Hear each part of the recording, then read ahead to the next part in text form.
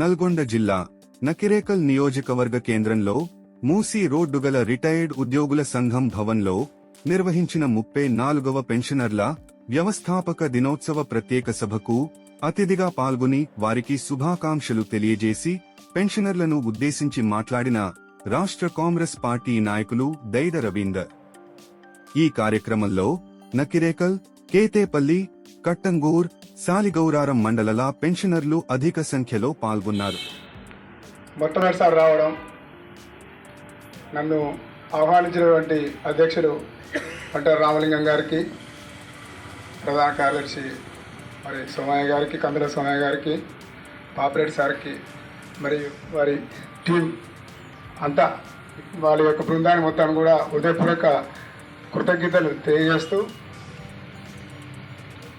మొదటగా 34వ pensioners formation day సందర్భంగా శుభాకాంక్షలు తెలియజేస్తూ, ఈనాటి కార్యక్రమానికి అధ్యక్షత వహించినటువంటి గౌరవనీయులు పెన్షనర్స్ అధ్యక్ష రిటైర్డ్ ఉద్యోగుల సంఘం అధ్యక్షులు వంటల రామలింగం గారికి, సోమయ్య గారికి, మరియు పాపిరెడ్డి సార్కి, మీ రాష్ట్ర అధ్యక్షులు ముఖ్య అతిథులు మరి దామోదర్ రెడ్డి గారికి, నారాయణరెడ్డి గారికి, వెంకరెడ్డి గారికి, శ్రీశైలం గారికి, బాదిరి లింగయ్య గారికి, పేరు పేరున అందరికి కూడా మరి పత్రికా మిత్రులకు కూడా నమస్కారాలు తెలియజేస్తూ, అందరికంటే ఎక్కువగా నాకు మా తండ్రితో సమానమైనటువంటి పెన్షన్స్ అందరూ కూడా 2 చేతులు జోడించి మీ అందరికీ పాదాభివందనాలు తెలియజేస్తూ,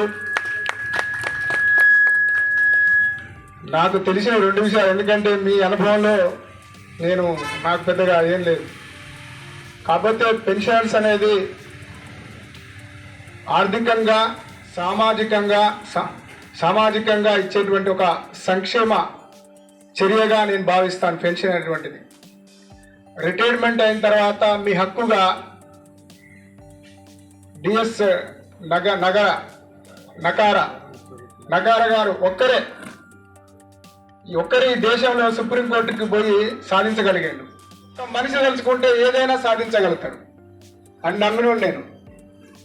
అందుకని సమాజాన్ని ఇట్లా చేయగలుగుతున్నా. 8 సంవత్సరాల నుంచి ఏది రాకున్నా కూడా. కాబట్టి కాంగ్రెస్ పార్టీ కూడా అధికారంలోకి వచ్చిన తర్వాత మీకు తెలియంది కాదు, ఈరోజు కాంగ్రెస్ ప్రభుత్వం రేవంత్ రెడ్డి గారు గతంలో ఉన్నటువంటి ప్రభుత్వానికి భిన్నంగా మీ అందరికీ తారీఖు నాడు పెన్షన్స్ వస్తున్నాయి. ఇంత ముందుకు ఎప్పుడు వచ్చే తెలియదు, కానీ ఇప్పుడున్నటువంటి ఆర్థిక పరిస్థితి దృష్ట్యా ఇప్పుడు మీ యొక్క అవసరానికి 1st తారీఖు వస్తే రావట్లేవా? 1st తారీఖు వస్తేనే కానీ నెక్స్ట్ మీకు డిఏ ఇచ్చి కూడా 2.67% డిఏ తోటి మన నవంబర్ నుంచి కూడా ఒక డిఏ ఇస్తుంది. మీకు ఒక డిఏ పడ్డలకు నవంబర్ నుంచి పడ్డది రేవంత్ రెడ్డి గారి నాయకత్వంలో కాంగ్రెస్ ప్రభుత్వంలో. మిగతా మీకు ఏమైనా సమస్యలు ఉంటే మన జిల్లాకు సంబంధించి గౌరవ మంత్రివర్యులు కోమటిరెడ్డి వెంకరెడ్డి గారు, మరి మన స్థానిక శాసనసభ్యులు మరి వీరేశం గారు ఉన్నారు. వారి దృష్టికి తీసుకుపోతే ప్రభుత్వం దృష్టి తీసుకెళ్లి మీ సమస్యల పరిష్కారంలో వారి వంతు పాత్ర పోషిస్తారు. మరి అది దాని దృష్టిలో పెట్టుకోండి. ఇంకోటి ఏంటంటే రిటైర్మెంట్ ఏంటంటే మీ బాధ్యత అయిపోయిందని కాదు, మీ బాధ్యత ఎంతో ఉన్నది.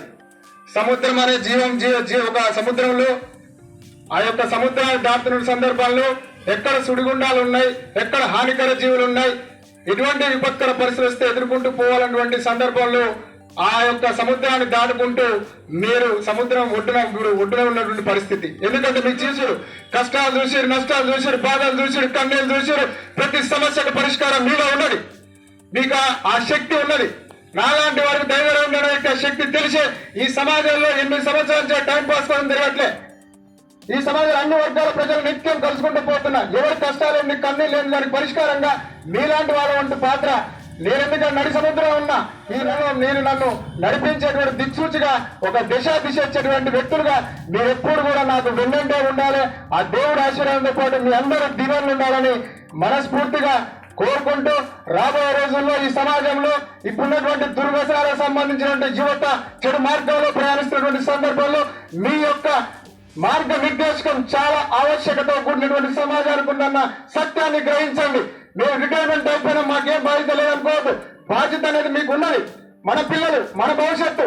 మేమందరం కూడా మీ పిల్లలం. మీరు మాకు తండ్రి లాంటి వాళ్ళు. మీరు దిశానిర్దేశం చేయండి.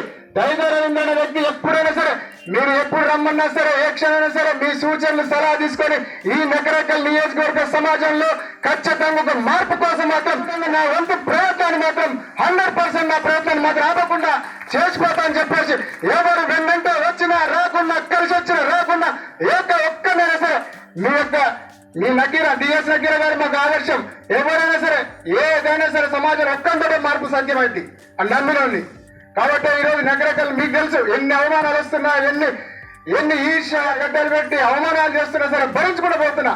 వచ్చిన యుద్ధం చేస్తున్నా. యుద్ధంలో ఉంటే వీరులు ఉండాలి, లేకపోతే వీరత్వంగా వెళ్ళిపోవాలి. అంతే రెండే అనుకున్నా, అంతే స్థితి అదే ఉన్నా. కాబట్టి మీకు నాకు సంబంధించి పాపరేట్ సారు భవనానికి సంబంధించి కూడా నా తండ్రి గారు, మా అమ్మ దైవ రోణికమ్మ గారు, దైవ సుందరయ్య గారు నాకు అద్భుతమైనటువంటి జీవితం గడ్డ మీద మట్టి మీద ఇచ్చినటువంటి గొప్ప జన్మనిచ్చారు. వారు రుణం తీసుకునే సందర్భంలో ఎక్స్ఎమ్మెల్యే దైవ సుందరయ్య ఫౌండేషన్ నెలకొనడం జరిగింది.